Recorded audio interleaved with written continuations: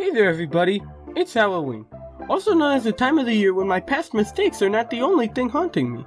Now recently during Halloween, I really don't do that much because I'm too old to go trick-or-treating and most people don't want me at their Halloween parties. I brought the ginger ale and kettle chips, but even so, I still have pretty fond memories of trick-or-treating, so that's what we're talking about in this video. Trick-or-treating originated in the UK and northern France, and it's gone through many changes, but it started with the Celtics. The Celtics basically believed that on October 31st, the dead could come back to Earth, so the Celtics decided to dress up in scary costumes to scare any evil spirits away.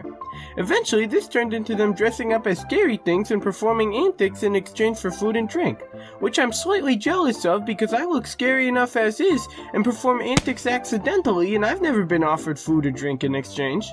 Eventually, the Christians picked it up and it became a day where poor people would go to rich people and ask for stuff in exchange for extra prayers. This eventually turned into Guy Fawkes Day, where kids would run around to different houses in costumes asking for pennies, which I find sorta weird because Guy Fawkes Day was a day celebrating the foiling of a plan to blow up Parliament, and what does that have to do with Halloween and asking for pennies? I guess kids in that day were just more invested in politics because if I were around back then, I probably wouldn't have even known what was going on. Happy Guy Fawkes Day. So that's what I'm celebrating. Eventually, it moved its way to America and became the trick-or-treating we all know today. There are a lot of things about trick-or-treating that have become staples today, but one thing I don't see anymore is tricks.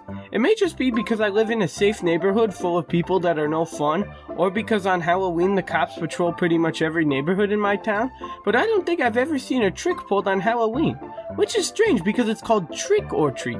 Not everyone behaves like a good citizen or treat. Heck, the cops barely have any reason to patrol here anymore. We should at least give them some sort of reason to stay. Wait, don't they keep their antifreeze in their garage?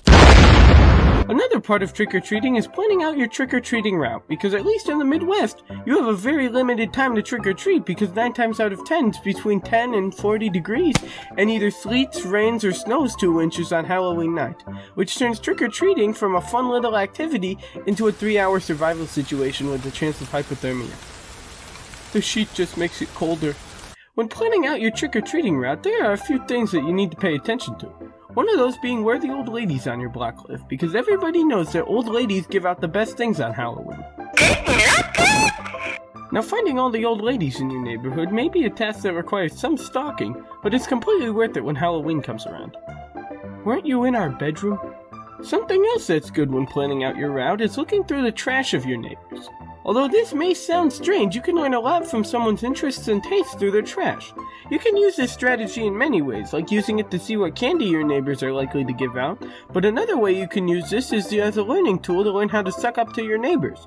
Like if you find an old fishing line in someone's trash, chances are they like to fish and you can use that to maximize your candy input. Now granted, this strategy makes you look really weird on trash day and may lead to your arrest, but if you don't get caught it's a good strategy. Another tip I have when making a route is to make sure you know which houses give out chocolate coins and which give out real coins, because in the dark it's not that hard to get them mixed up. Costumes are also a staple thing when it comes to Halloween. Now I don't go trick-or-treating anymore, but when I did, all my costumes were either made by my mom or bought, so they're not really worth mentioning.